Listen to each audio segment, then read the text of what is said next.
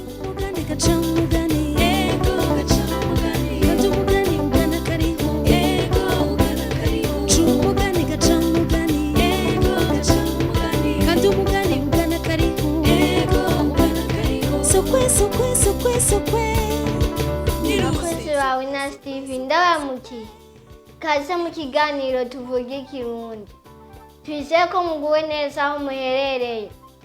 Uno munsi rero turabateguriye kubacira umugani baramaze bati umugani ugana kariho. Mu ntege yompi rero murahawe ikaze. Harabaye umuvyeyi yari afise abana 4. Wa muvyeyi acabwira ba bana ati ngiye kubazanira ibyo kurya. Wa muvyeyi acarongera ababwira ati murabona ukungene ku maguru nsa ko nera, murumva akaryo mfise kari gato. Wa muvyeyi acaragenda gusoma. Igisizi imwe kica kiraza kica kivuga giti nimunyugururire ndi mama wandabaza n'ivyo kurya. Ba bana baca bavuga bati mama wacu ntafise ubwo rujwi, afise akajwi gato.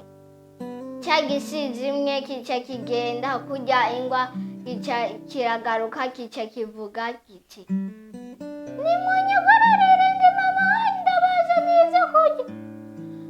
Ba bana baca bavuga bati mama wacu ntasa uko ku maguru, arera ku maguru. Ca gisizi imwe kica kigenda aho bariko barakora imikate ca cisukako ifu ku maguru.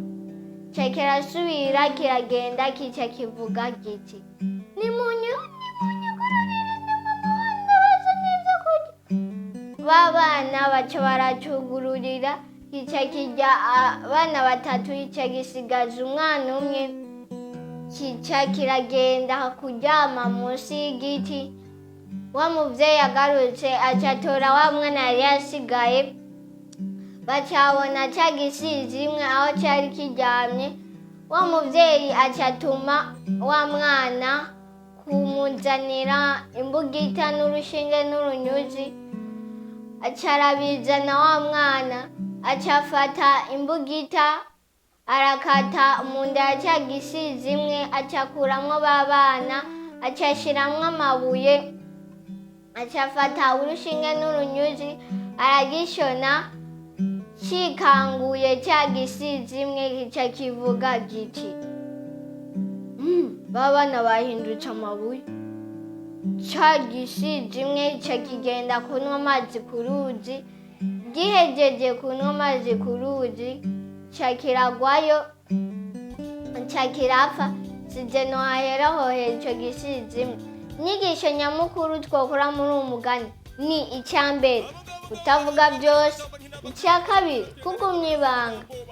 Mwakoze kudutega abiri. sokwe sokwe sokwe sokwe sokwe sokwe sokwe